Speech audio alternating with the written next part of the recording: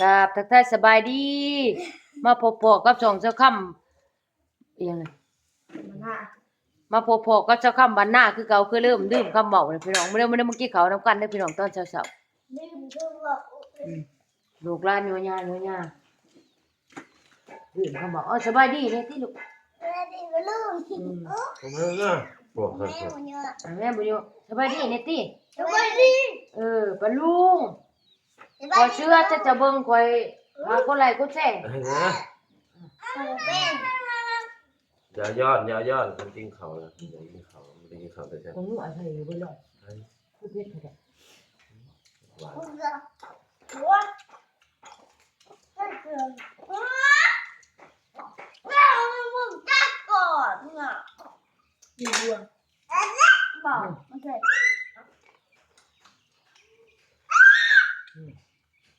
เขาก็ที่ฟังเลยกินเนี่ย มันจะบอก นี่เรายังบ่จบนี่เราเพิ่นต้องถามบ่ ไอ้เรื่องว่าเอ็มก็เรียก นี่ก็เอาไว้ ไม่เข้าไม่เข้าเพื่อนก็ต้องแจกแจกถ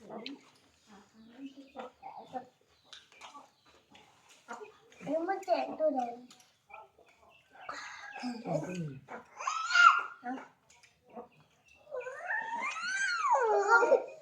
กูอยากกินเขากูอยากกินเนี่ยเอาละดูอยู่บ้านอยู่ข้าวดูที่ดำ แจ้งมันเรียนเลย ที่ดำเนี่ยที่ข้าวมันแป้งคนไม่ใช่อีกเลยน้ำมือมันแป้งโตโมโตไม่เปลือกค่ะ เฮ้ยยอมเลยแล้ว กระดาษลูก มันเสือกมึงทำไม บอก กล้วยลายกล้วยที่แก่กล้วยที่มีเบื่อลายกล้วยลายมึง ลุงหลอนกิน โอ้ยอยากอีเลยจังจะปังให้องค์ใหญ่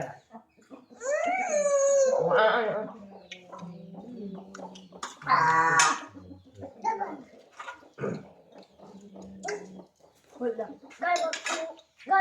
กูลูกไก่กูได้จะเป็นเด็กเจ้า เนาะ อันนี้ลูกเขาเนี่ยนี่ได้ได้ได้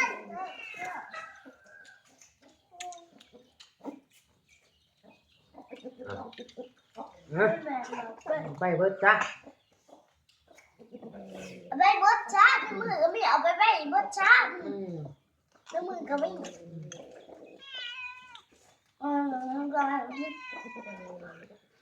ก็อย่างนี้ ว่า พอ อย่าว่ามันไรมาเอามาเนี่ยเขามันเนี่ย มา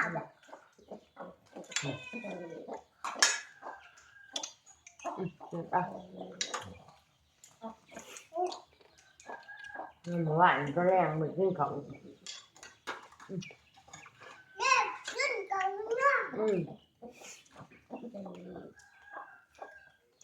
จับแม่ อ๋อบุกินดอกนะฮะอันนี้นะ คำในคำนี้ กินไว้หมดน้ำต้มมันเป็นชิ้นไข่เขาเปื่อยไว้อย่าเฮ็ด ก็หนูก็กินกันนอนว่าตัดอีกกุ้งแม่ พยายามกินเมือดละบ้าเดี๋ยวเลย แม่เก่าเลยต้นอะไรต้นอะไรวะ มินต้นไปเลย ก็เป็นต้นเด้อนี่เป็นเพื่อน เปิดเอาออกคนมินต้น เขาจะกระจกคนจะไม่มา นี่มันคิดเลย มันเรียกว่าหนูบ้าบุได้อีกนะแต่ทุกแม่โล เป็นวันนั้นลง แม่คนทุกคน มาเมีย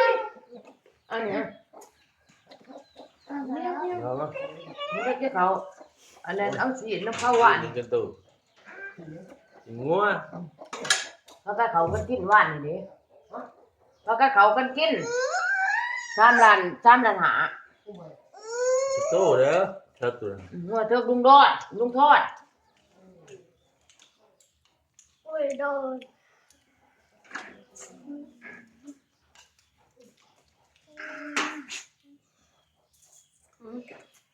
เอามากะกระโปนเขา มาตัวกันเองนี่เนาะ มา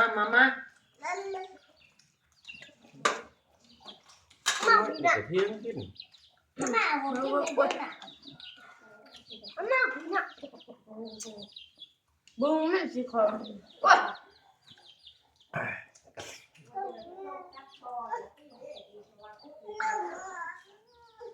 เลยแบบมันก็รีบ เอ ว่า อนี่ทั้งนี้โอ้ย ทางกระดาษมันกินเขาก็มีปลา น่ะนี่สิ เนี่ย จะไม่นอนแน่นอนดิ มีปลาที่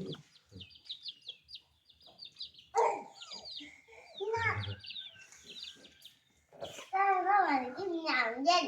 เป็นบุคคลตัวเขาอยู่หน้ากระดาษมันแน่บุคคลตัวแน่คือ ปลาซะหน่อย น้องแม่แล้วเดินตามทางนั้นหน่อยนะ มาเมปาดมานี่โอ้ยตาย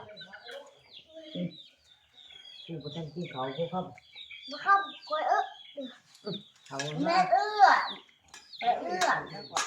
ฮะเนี่ย เคย มันเป็นหยัง เจ็บขาบ่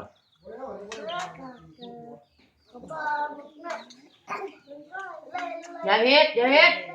มันเผ็ดอย่า ก็ไม่ได้เลยจืด มึงนี่ ตายไปนำไปเลยแล้วกันน่ะก็เชื่อไปนำ เอาแม่ขอจะไม่กินแก เขาบ่กินต้องสด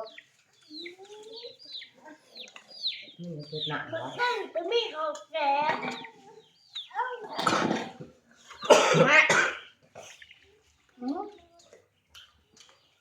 เขานี่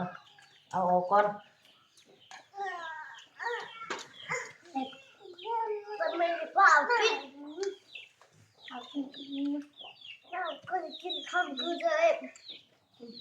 ก็จะเองอ่ะ อย่าเฮ็ด เฮ้ย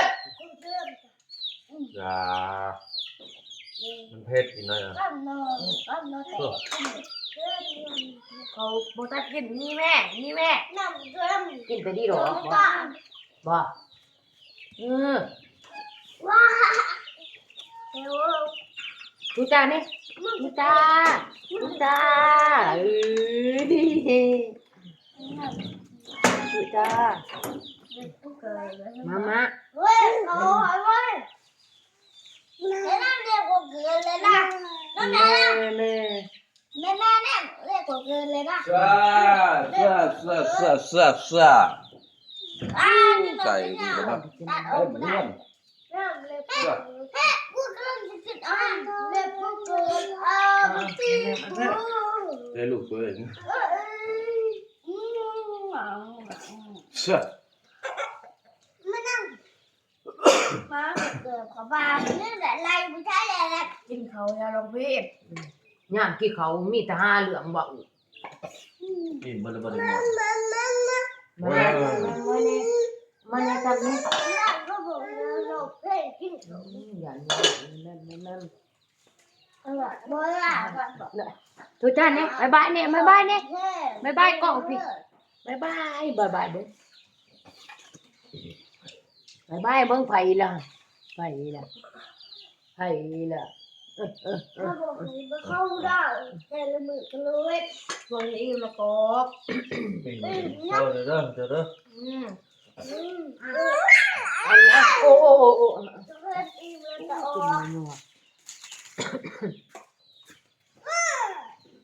เป็นนัวเป็นนัว เป็นนัวแหละเป็นนัว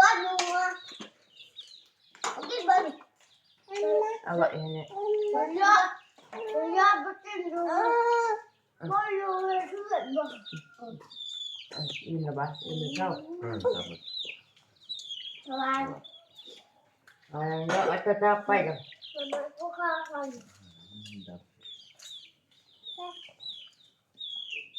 กินมันเบิดด้วย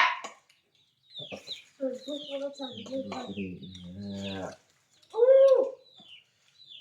มาบริทางตาจันมาทำสิ่งด้วยกันมันบริทางตาสิ่ง ให้อยากกันเลย ไม่อยากก็ขึ้น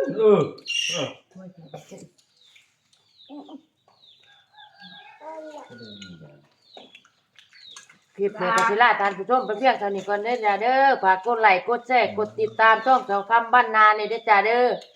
บ๊ายบาย